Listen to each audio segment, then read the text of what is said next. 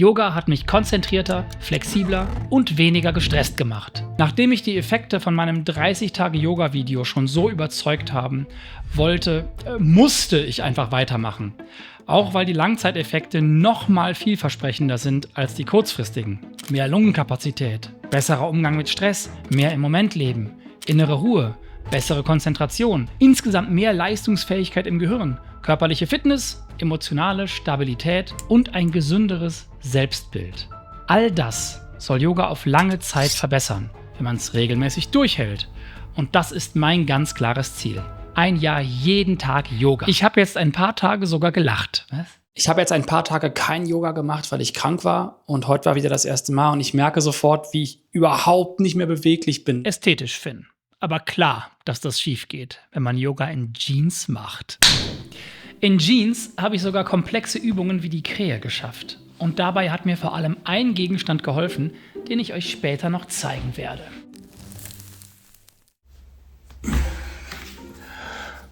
Okay, für die Krähe bin ich jetzt schon zu müde. So, ich weiß nicht, was es jetzt ist, Tag 60. Ich habe den ganzen Tag nicht geschafft, Yoga zu machen, deswegen habe ich jetzt Einschlaf-Yoga gemacht. Also Yoga ist ein riesiges Feld. Es gibt also ganz viele verschiedene Stile und Richtungen bis hin zu Schlaf-Yoga oder Lach-Yoga und alle Arten von sehr anspruchsvollen, technisch anspruchsvollen Sachen. Schwebendes Yoga, nacktes Yoga, Yoga für Frauen, Hormon-Yoga. Also es gibt ein riesiges Feld. Das ist Diplompsychologe und Yoga-Forscher Dr. Ulrich Ott. Mit seiner Hilfe und dieser Übersicht habe ich mich damals für Hatha-Yoga entschieden. Eine der absoluten Standard-Yoga-Formen, zumindest im westlichen Kulturkreis. Es ist ein relativ ruhiges Yoga, das sich durch langes Halten der Posen, den sogenannten Asanas, auszeichnet. Also definitiv kein Power-Yoga, von dem man in einem Jahr ein Sixpack erwarten kann. Passt, mir sind nämlich die inneren Veränderungen wichtiger. Mir geht es in diesen Experimenten nicht um totale Selbstoptimierung im Sinne von höher, schneller, besser, weiter. Ich will einfach Wege finden, mich gesünder, ausgeglichener und zufriedener zu fühlen in dieser chaotischen Welt. Ich merke auch jetzt, ich werde jetzt super gut schlafen können. Also es läuft immer noch jeden Tag. Bärenstark. Aber die Figur, die Krähe, hatte am Ende der 30 Tage ja noch nicht so richtig funktioniert. Was aber funktioniert hat, ist, dass der Yoga, und ja, Esma, es heißt tatsächlich der Yoga, wenn man die Übersetzung aus Sanskrit nimmt. Das ist die heilige Sprache des Yoga. Dass der Yoga mir schnell geholfen hat, besser zu schlafen, beweglicher und fitter zu sein und mich vor allem mehr Ruhe und weniger Stress fühlen zu lassen. Und wenn ihr jetzt sagt, warum sagst du fühlen in Anführungszeichen? Dann muss ich euch sagen, dass ich lieber Gänsefüßchen sage. Ist einfach viel süßer. Gänsefüßchen. Ach so, und dieses Fühlen habe ich gesagt, weil man zwischen kurz- und langfristigen Effekten unterscheiden muss. Wenn wir mit einer positiven Haltung an ein neues Hobby gehen, fühlen wir uns oft schnell gut. Wir nehmen uns Zeit, kommen runter und fühlen weniger Stress. Allein schon, weil er weniger Raum in unseren Gedanken einnimmt. Wirkliche Veränderung in unserem Körper, durch Yoga und generell, braucht allerdings Zeit. Das bedeutet, dass sich die Architektur unseres Gehirns wirklich verändert und nicht nur das, was in ihm passiert. Dann bleibt zum Beispiel der Puls in Stressmomenten von ganz alleine ruhiger. Das dauert aber. Klingt aber auch genau nach dem, was ich brauche. Bewegung und Sport muss zur Gewohnheit werden, damit sich langfristig wirklich etwas ändert. Und das ist meine Motivation, um dran zu bleiben. Die Session gerade war wieder eine halbe Stunde. Ich habe richtig doll geschwitzt. Dabei waren das keine krassen Bewegungen, es war alles sehr langsam. Aber es war wieder so gut. Und es war das erste Mal, glaube ich, so richtig, dass die Übung vorbei war. Man ist dann so mit geschlossenen Augen, dann steht da. Und ich konnte die Augen nicht aufmachen, ich wollte die Augen nicht aufmachen. Das Video war vorbei, die Übung war vorbei. Weil das so gut alles war. Und das war wirklich ein reiner Übergang in so eine Meditation. Das war ganz toll, weil es ganz natürlich passiert ist. Es war so der natürlichste, organischste Weg, den ich mir da hätte vorstellen können. Das ist genau so geplant. Ja, also ich weiß nicht, ob Sie die Yoga-Abfolge kennen. Es gibt ja 8 Glieder im Yoga. Die ersten beiden ist eine ethische Ausrichtung und eine Schulung. Ja, also niemanden schädigen, auch nicht sich selbst, und Wahrhaftigkeit, nicht stehlen und so weiter. Die 10 Gebote im Grunde oder 10 Gelübde im Yoga. Es gibt um Yoga herum auch noch ganz eigene Philosophien und Glaubenswelten. Aber Dr. Ott forscht in erster Linie an den wissenschaftlich nachgewiesenen Effekten des Yoga Und um die geht's mir auch. Mir auch! Und dann fängt man mit Asana an. Das ist die Praxis, was eigentlich ursprünglich Sitzen heißt. Ich bereite mich vor, lange Zeit entspannt, aufrecht und fest sitzen zu können. Nach Pranayama kommt die 5. Stufe, also Ethik 2 Stufen, Sitzen, Atmen, Rückzug der Sinne von der Außenwelt. Das ist auch schon eine riesige Herausforderung für die meisten von uns, weil wir so eingebunden sind in ein Netz von Kommunikation. Wir werden ja ständig bombardiert. Allein mal sich zurückzuziehen, eine sensorische Deprivation, wird man wissenschaftlich sagen. Da liegt Müll. Zu dem Zeitpunkt hier, in dem mir diese spontane Meditation gelingt, habe ich noch keins meiner Minimalismus-Ausmistexperimente gemacht. Es herrscht also noch maximales Chaos in meiner Umgebung und Dauerstimulation durch mein Smartphone, was ich ja inzwischen komplett abgeschafft habe. Umso krasser war da, dass Yoga plötzlich die meisten mentalen Effekte, also diesen mentalen Lärm, einfach ausgeknipst hat. Neue Nachricht. Das ist dieses Zurückziehen der Sinne nach innen. Dann beginnt der innere Yoga mit den obersten 3 Stufen, nämlich Konzentration, Meditation, Versenkung. Ja, also das ist eigentlich der Kern, worauf das hinausläuft. Und wenn Sie sagen, diese ersten Hatha-Yoga-Übungen mit Bewegung und Atmung haben das perfekt vorbereitet, dann ist das genau das, was der Yoga beschreibt, nämlich die Basis zu schaffen für die Meditation. Die positiven Effekte von Meditation sind nochmal ein ganz eigenes Thema. Aber sie sollen krass sein. Deshalb habe ich in den letzten Jahren auch schon etliche Anläufe unternommen, mit Meditation anzufangen. Aber irgendwie hat sich das für mich immer verkrampft angefühlt oder hat mich sogar aggressiv gemacht. Aber hier gleite ich eigentlich ganz unbeabsichtigt immer mal wieder in so einen meditativen Zustand. Und der ist das Gegenteil von verkrampft. Ansonsten mein Körper, der zieht an einigen Stellen, es waren doch ein paar neue Übungen dabei, wo man sich so ganz verknotet und verdreht und Balanceübungen. Es ist cool, es macht weiter mega Spaß. Ich bin so froh, dass ich damit angefangen habe. Denn Yoga hat für mich den Unterschied gemacht. Und ja, ich mache Yoga fast immer in Jeans. Warum? Dazu komme ich später. Allerdings geht das auch nicht mit jeder Jeans. Und daher bin ich so happy mit den neuen Frühlingsklamotten von Armed Angels. Denn die machen genau das alles mit und eben den Unterschied. Meine neue Ayo Tapa bietet mit ihrem leichten Stretch-Anteil genau den Komfort, den ich im Alltag und beim Yoga brauche. Der Stoff aus recyceltem Baumwollenmix macht dabei jede Übung mit. Und anders als die meisten Jeans sind diese und der dazu perfekt passende Sweater in Persian Purple wie alle Kleidungsstücke von Armed Angels komplett frei von Toxinen und Pestiziden. 0% toxisch, 100% klar. Ich kaufe seit über 10 Jahren nachhaltigere Mode bei Armed Angels und habe seitdem mehr als einmal das perfekte Outfit für mich gefunden. Falls ihr das auch probieren möchtet, könnt ihr jetzt 15% sparen. Mit meinem Code CHANGEMAN15 ab einem Mindestbestellwert von 50 €, gültig bis einschließlich des 30. Aprils 2026 auf alles außer dem Sale. Falls ihr meine neuen Klamotten oder auch euren eigenen Style auschecken wollt, findet ihr alle Informationen und auch die Fit Guides in der Videobeschreibung. Und kostenlosen Versand gibt es auch noch oben drauf, wenn ihr euch als Changemaker beim Newsletter anmeldet. Und wenn ihr das fleißig macht, benennt Armed Angels diesen auch bald um in The Changemaker. Wegen Changeman? Nachdem ich ganz am Anfang des Experiments einige Probleme hatte, gewöhnt sich mein Körper nun auch immer mehr an diese komplexeren Figuren und schwierigeren Einheiten. Auch wenn ich die nicht übertreibe, sondern so als Auflockerung benutze.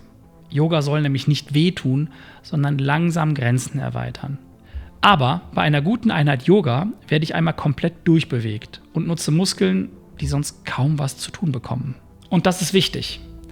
Denn wenn man, wie ich, lange und viel am Schreibtisch arbeitet, bleibt man in den immer gleichen, oft falschen Haltungen. Selbst beim Gehen auf dem Walking Pad kann das passieren.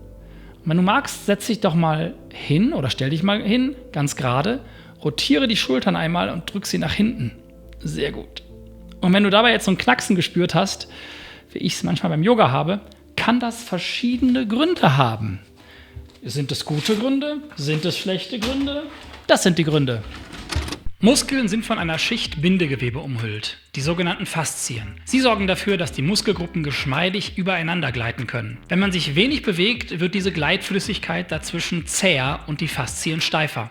Das anfängliche Knacksen ist dann oft das Lösen dieser, grob gesagt, Verklebungen. Es knacksen aber auch Sehnen, die über Knochen rutschen, oder Gasbläschen, die in Wirbel- und Schultergelenken platzen, wie man es auch von den Fingern kennt. Das Ziehen nach Yoga in den Muskeln kommt jedoch eher daher, dass diese durch fehlende Bewegung verkürzt sind. Bei all dem ist gerade am Anfang Vorsicht geboten. Und da ist es aber auch wichtig, dass sie sich nicht zwingen, also nicht mit Muskelkraft gegen die verkürzten Bewegungen anarbeiten, weil sonst können sie sich den unteren Rücken auch schädigen. Sie wollen sich ja nicht verletzen. Ja, und deswegen ganz langsam an die Grenzen herantasten, ein bisschen Geduld haben und dann merken sie so über die Wochen, dass sie auf einmal immer tiefer hinkommen und vor allem durch Entspannungen des Körpers kommen sie viel weiter als mit Kraft. Kraft heißt ja, sie spannen Muskeln an und Muskeln, die angespannt sind, sind verkürzt. Das heißt, sie können nicht so in die Dehnung gehen. Ja, also sehr viel hat auch mit Loslassen zu tun. Das Gute ist, wenn man das Ganze regelmäßiger macht, alles geschmeidig bleibt und idealerweise gar nicht mehr groß versteift oder verkürzt. Eine Sache, die ich total spannend finde und die mir zeigt, dass ich mir immer noch nicht genug Zeit für mich und meine Gedanken in Ruhe nehme, ist, dass aktuell, sobald ich mich hinsetze und Yoga machen möchte, mein Kopf auf einmal super viele gute Ideen hat. Yoga ist mehr als nur ein Workout für den Körper, sondern soll in vielen Lebensbereichen starke Auswirkungen haben. Das sind Grafiken aus einer Studie von 2021, die neben einem höheren Naturbewusstsein auch auf eine niedrigere Angst vor dem Tod und auf erhöhte Kreativität hinweist. Und das kann ich beides definitiv bestätigen. Mach doch. Dass es auf einmal losgeht und ich habe das und das und das und ich denke mir so, okay, das sind 3 so gute Ideen, das muss ich eigentlich notieren. So, das schreibe ich jetzt aber mal auf, das klingt nämlich wirklich super. Ja, aber ich will ja wirklich entspannen und nicht, dass mein Kopf die ganze Zeit indirekt heimlich weiterarbeitet. Ja, Sie können dieselben Bewegungen natürlich einfach so machen und dann halten, dabei an irgendwas anderes denken, aber das ist dann kein Yoga mehr. Ja? Yoga ist immer Haltung, Bewegung plus Atmung plus Aufmerksamkeit. Konzentriert dabei sein, geistesgegenwärtig bei dem sein, was man gerade tut. Ich mich aber dann zwinge zu sagen, nein, jetzt ist die Zeit für Ruhe, für Yoga und das dann auch durchziehe, weil die Ideen verschwinden nicht. Aber ich finde spannend, wie sehr mir das eigentlich zeigt, dass mein Kopf, sobald er sich etwas beruhigt und ich in diese Ruhe reingehe, aktiviert und einfach tolle Sachen erfindet, tolle Sachen entstehen lässt, die für meine Arbeit einmal total gut sind, aber auch für mich persönlich gut sind. Und das heißt ja eigentlich nur, dass ich mir im Alltag diese Zeit noch nicht genug genommen habe, mich hinzusetzen, in Ruhe, um einfach mal die Sachen sacken zu lassen. Dass mein Kopf während dem Yoga noch manchmal eher hoch statt runter fährt, zeigt eigentlich nur, wie sehr mein Hirn die ganze Zeit unter Strom steht. Zum Glück soll Yoga das langfristig besser machen und, auch wenn es ausgedacht klingt, das Gehirn nicht nur verjüngen, sondern sogar vergrößern können. Die Studienlage ist da überraschend klar.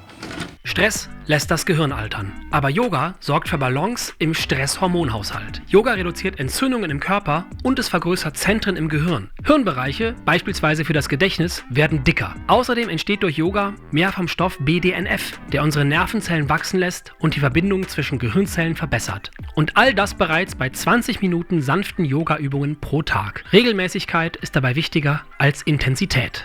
Aber gerade um diese Regelmäßigkeit aufrechtzuerhalten, versuche ich ohne Druck an Yoga ranzugehen. Und das fällt mir manchmal gar nicht so leicht. Es gibt einfach Tage, an denen mir 30 Minuten Yoga einfach zu viel vorkommen. Aber zum Glück gibt es immer noch einen Einstieg für solche Tage, der ganz soft ist. Manchmal hat man wirklich nur 5 Minuten, weil so viel los ist. Aber diese 5 Minuten, perfekt, so viel wert. Vielleicht mache ich später mehr, aber heute waren die 5 Minuten schon mal lebensrettend. Ich versuche Yoga immer wieder so dazwischen zu schieben. Nebenbei laufen mein Arbeitsalltag und andere Experimente ganz normal weiter. Und jetzt, fast ein halbes Jahr, nachdem ich im Frühling angefangen habe, kommt dann aber noch ein ganz neues Problem dazu. Ich habe gerade Yoga gemacht bei 36 Grad. Außentemperatur, hier drin ist es nicht so heiß, hier sind es nur 26 Grad und so 10 Grad Unterschied zu draußen. Aber es ist trotzdem einfach extrem. Ich konnte nicht die komplette Session machen. Das hätte ich nicht geschafft. Ich habe so krass geschwitzt. Es hat trotzdem echt gut getan. Und Yoga ausfallen zu lassen ist immer schlecht. Ist jetzt einfach vorgekommen, schon 1-2 Mal, weil ich einfach zu müde war. Ich habe es einmal richtig müde gemacht und war dann am nächsten Tag so richtig, da hatte ich richtig Rückenschmerzen nach. Und dann dachte ich mir, nee, Yoga kann ich nicht machen. Wenn ich todmüde bin, dann mache ich es so falsch, dass es schlecht ist. Interessant ist, dass sogar meine Beweglichkeit so eine neue Baseline erreicht hat. Ganz am Anfang hat mir ja knapp so eine Handbreit Abstand zu den Zehen gefehlt. Und am Ende der 30 Tage konnte ich sie gerade so berühren. Seit dieser starken Anfangsverbesserung hängt meine Flexibilität jetzt aber stark davon ab, wie viel Yoga ich mache. Das geht so weit, dass ich in einer Woche mit täglich 20 Minuten Yoga sogar die Handflächen auf den Boden bekomme. Andersrum gilt leider auch, wenn ich dann mal eine Woche nur 5 bis 10 Minuten Übungen mache und vielleicht auch nicht immer die richtigen, wirkt sich das schnell auf meine Beweglichkeit aus. Wo geht der eigentlich hin, wenn ich klatsche? Ich lande jedes Mal hier auf dieser Yogamatte, alles gut. Also, diese 5 Minuten Yoga pro Tag statt 20 oder 30, die sollten doch die absolute Ausnahme bleiben, oder? Ich war jetzt ein paar Tage krank und konnte nur so Yoga für Kranke machen. Das ist ja super, super soft, aber war auch sehr angenehm. Das war das erste Mal wieder richtig und meine Güte war das schwer. Also man merkt einfach, wie schnell der Körper einrostet. Selbst die 5 Minuten richtiges Yoga, Gänsefüßchen, wären an diesen Tagen zu hart gewesen. Stattdessen habe ich eine spezielle Einheit für kranke Menschen gemacht. Wenn ich krank bin, ist es natürlich völlig richtig, auf die Bremse zu treten. Aber trotzdem, die Rückschritte, die ich dadurch mache, sind manchmal schon frustrierend und einmal sogar ziemlich schmerzhaft. Boah, ich merke das richtig krass. Alles zieht und es war wirklich schwer, wirklich die normalen Bewegungen zu machen.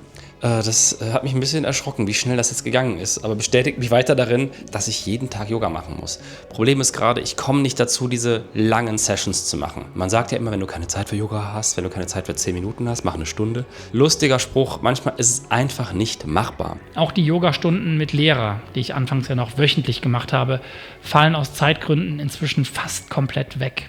Dabei ist es eigentlich super wertvoll, weil meine Haltung hier korrigiert wird. Aber das Leben will so viel und die Prioritäten und Zeitplanungen hier so zu setzen, dass alles möglich wird immer schwieriger. Und plötzlich gehe ich gar nicht mehr zu den Yogastunden und auch meine persönliche tägliche Yogazeit, die wird eher weniger als mehr. Ich bin froh, dass ich wenigstens immer meine 5 Minuten mache. 20 sind besser, eine Stunde ist Traum. Aber ich muss gerade eher andere Sachen hinbekommen, weil ich habe das mal versucht an 1-2 Tagen. Das war auch für die Entspannung super. Aber ich habe diese 20, 30 Minuten, die ich dann nicht hatte am Tag, wirklich bereut. Die haben mir wirklich gefehlt. Die grundsätzlichen positiven Effekte haben inzwischen eine Art Plateau erreicht. Um mehr zu spüren, müsste ich mehr machen. Und genau das schaffe ich hier aber nicht. Auf jeden Fall wieder zurück zu mindestens 20 Minuten. Das macht einfach einen noch mal krasseren Unterschied. Das muss ich irgendwie in den Tag eingebaut bekommen. Ich merke schon einen deutlichen Unterschied, seit ich das nicht mehr regelmäßig schaffe. Gleichzeitig versuche ich mir aber nicht durch eine Pflicht zum Yoga noch mehr Stress zu machen. Genauso wie die positiven Yoga-Effekte schwanke auch ich. Wenn es mir gegen den Stress hilft, sollte ich mich dann nicht zwingen, es egal wie in meinen Tag gepresst zu bekommen? Oder mache ich mir am Ende damit nur noch mehr Stress und breche es dann vielleicht sogar ganz ab, weil Yoga dann nur noch so ein weiteres To-Do wird? Ja, ich bin immer ein bisschen vorsichtig, wenn so Fragen mit sollen kommen.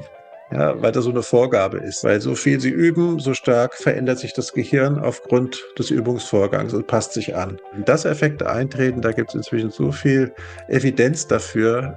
Es wird wirken. Wie stark hängt von der Dosis ab.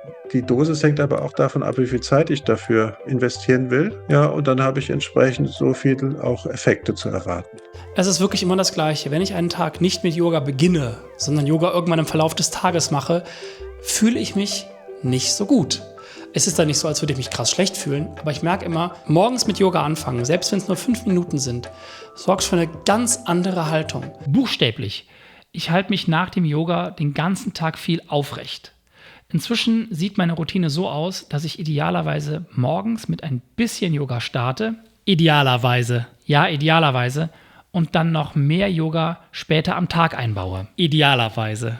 Ich habe das heute nicht gemacht, weil heute Morgen direkt so ein kleiner Notfall war und ich musste dann schnell weg und musste mich um Sachen kümmern und bin dann wiedergekommen. Und dann war ich schon so spät, quasi viel später am Arbeitsplatz und hatte dann direkt Termine, da ich gesagt habe, nee, das mache ich jetzt nicht. Dabei wäre es gegangen. Ich hätte einfach 5 Minuten machen müssen. Und den ganzen Tag hat sich irgendwie so eine Trägheit durchgezogen und das fehlt einfach. Und diese Trägheit ist nicht nur körperlich, sondern auch geistig. Nach dem Yoga fühle ich mich oft wacher, konzentrierter und einfach besser gelaunt. Das wirklich immer. Ich weiß das alles, aber es ist trotzdem nicht immer leicht, es durchzuziehen. Mir fehlt das und ich muss es einfach mehr im Fokus behalten. Das nehme ich mir fest vor und mache auch am gleichen Tag noch nach der Arbeit Yoga. Und ich bin wieder drin. Für den Moment, ja. Aber egal wie stark mein Wille ist und die spürbaren Vorteile sind. Manche unfreiwilligen Zwangspausen kann ich nicht verhindern. Und nur knapp einen Monat später erlebe ich dann die bisher längste Zwangspause. Ich habe jetzt aufgrund von Krankheit knapp 10 Tage kein Yoga gemacht und fühle mich auch noch immer nicht ganz fit, aber ich merke immer, wie sehr das fehlt. Also jetzt wieder Yoga zu machen. Ich hatte gar keinen Bock, ehrlicherweise. Ich hatte gar keinen Bock, aber ich weiß ja, wie gut es mir tut. Und deswegen habe ich es dann auch gemacht. Nach der ersten Krankheitspause, in der ich immerhin noch so sehr sanftes Yoga gemacht habe, hatte ich ja schon Probleme wieder anzufangen. Das erlebe ich jetzt nochmal um ein Vielfaches schlimmer. Einfach weil die Routine so schnell bröckelt und meine Beweglichkeit so schnell zurückgeht, dass es richtig Geistes- und Körperkraft kostet, jetzt wieder einzusteigen. Warum bist du eigentlich nicht hypermobil oder hast diese Hypermobilität? Daran wäre das nämlich viel leichter. Ach ja, okay. Ich merke selber. Okay. Aber jetzt wirklich tut erstmal alles weh, aber auf eine gute Art und Weise. Und eigentlich würde ich gern weitermachen, aber ich weiß, ich darf es heute nicht übertreiben, sondern morgen mache ich dann länger und wichtig ist jetzt einfach wieder dran zu bleiben und das wieder jeden Tag zu machen. Ich finde das super schwierig, wenn man krank war, danach den richtigen Zeitpunkt zu finden, wann man wieder einsteigt. Weil man fühlt sich ja manchmal schon wieder so ganz gut, aber wenn man dann Yoga macht, merkt man, das war eins zu viel. Also eigentlich müsste ich mit super softem Yoga anfangen. Aber das finde ich ja immer zu langweilig. Aber nachdem dieses 10-Tages-Tief überstanden ist, geht es endlich wieder bergauf und ich kann richtig durchstarten und wirst direkt wieder krank. Ich dachte, Yoga soll das Immunsystem stärken. Was soll das? Ich habe jetzt ein paar Tage kein Yoga gemacht, weil ich krank war und heute war wieder das erste Mal und ich merke sofort, wie ich überhaupt nicht mehr beweglich bin. Es ist krass, wie schnell das irgendwie einrostet bei mir. Aber es war direkt wieder so gut, das heute zu machen, dieses Stretching zu spüren und das Körpergefühl jetzt und meine Laune und mein Blick auf alles ist irgendwie nach wie vor verbessert durch Yoga. Auch die psychischen, stressreduzierenden Effekte des Yogas schwanken. Abhängig davon, wie viel ich mache. Allerdings nicht so stark wie die körperliche Flexibilität. Je länger man Yoga macht, desto mehr scheinen sich die mentalen Effekte physiologisch zu verfestigen.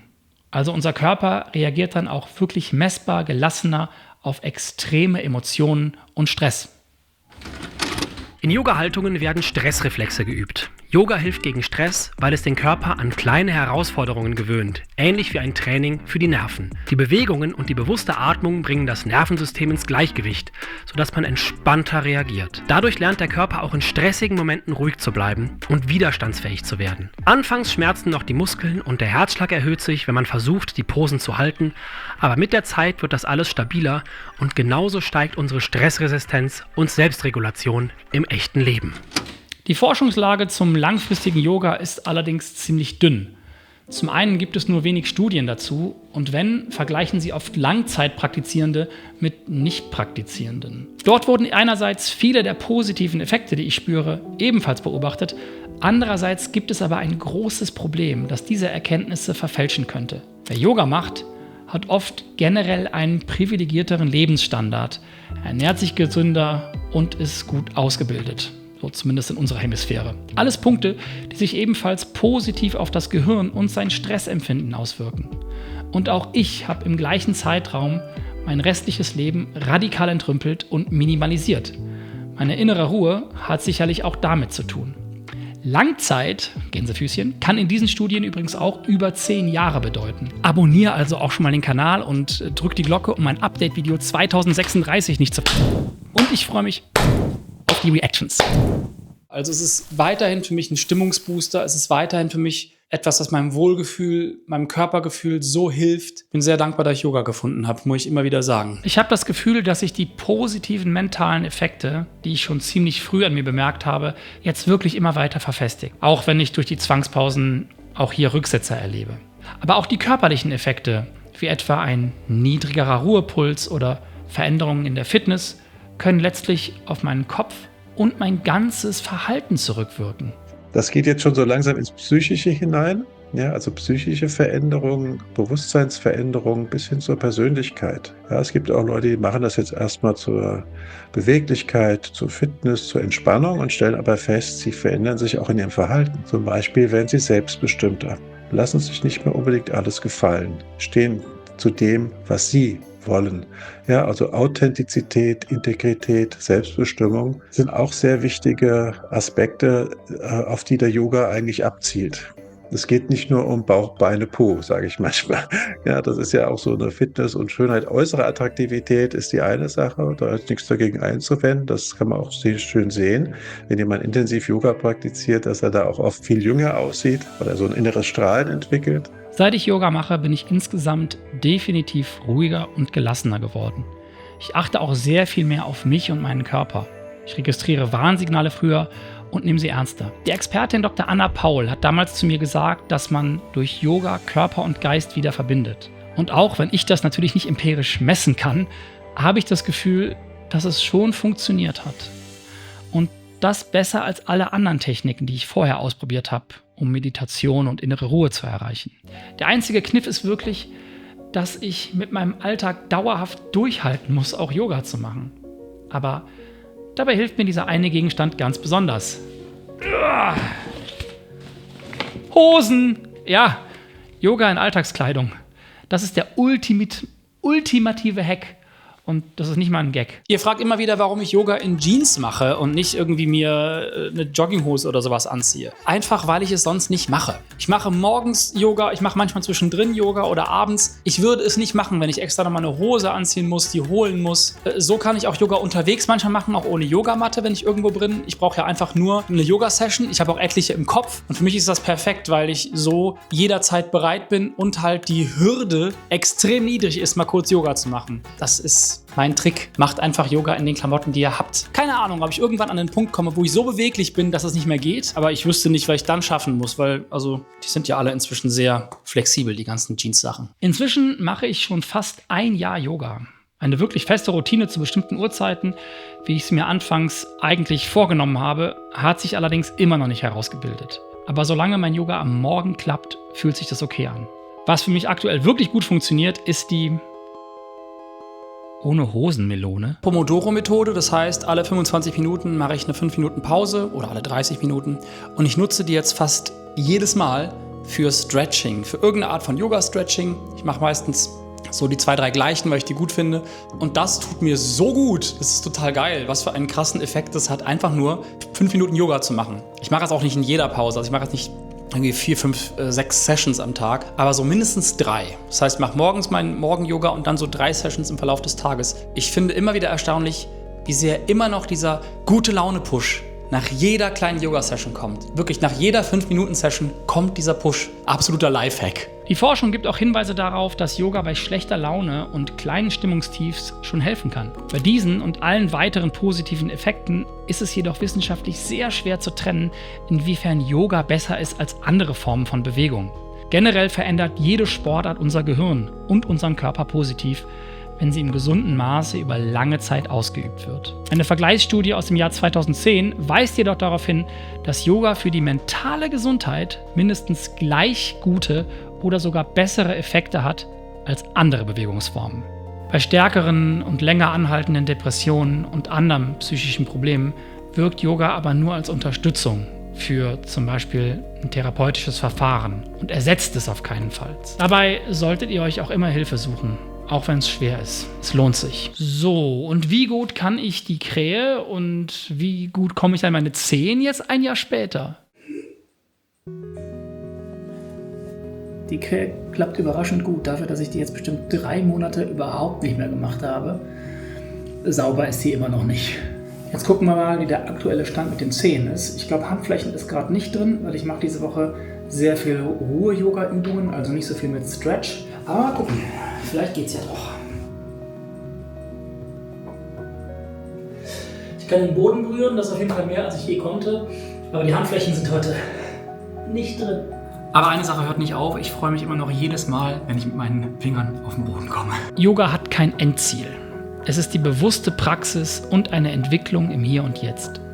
Für mich ist die Mischung aus sanfter Bewegung, Atmung und Flexibilität aber wirklich eine lebensverändernde Entdeckung gewesen, auf die ich in Zukunft auf keinen Fall verzichten will. Genauso wenig wie auf euch. Nächstes Mal geht's um digitales Ausmisten. Bis bald.